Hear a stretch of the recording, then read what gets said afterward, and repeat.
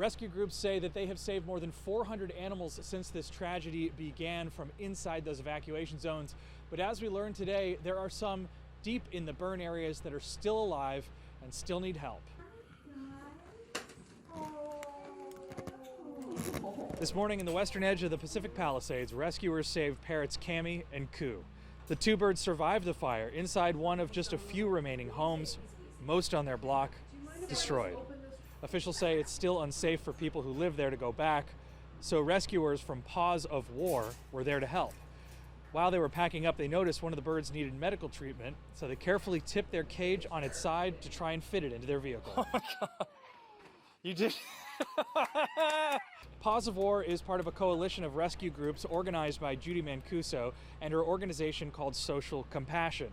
She's been connecting victims with lost or needy pets with rescue organizations. She says there are still issues, though, with actually doing the saving. Really tough to rescue animals on the ground because there's so many checkpoints. Sometimes it is the National Guard, tanks on the street because of looters. Sometimes it's just law enforcement. So we do get in and are allowed in. We are trying only to go legal routes, but it's a hit and miss. And a lot of rescues have been emailing me, telling me that they put out traps to get people's cats, and now they can't get back to the traps. She says they're still having trouble getting in, even with FEMA-credentialed rescuers. We ourselves watched the rescuers prevented from feeding a woman's cat on Kenter Canyon yesterday. We were told only police and fire could go up. LA Animal Control says that they're going to be deploying officers into the disaster zone to help find lost pets at some point.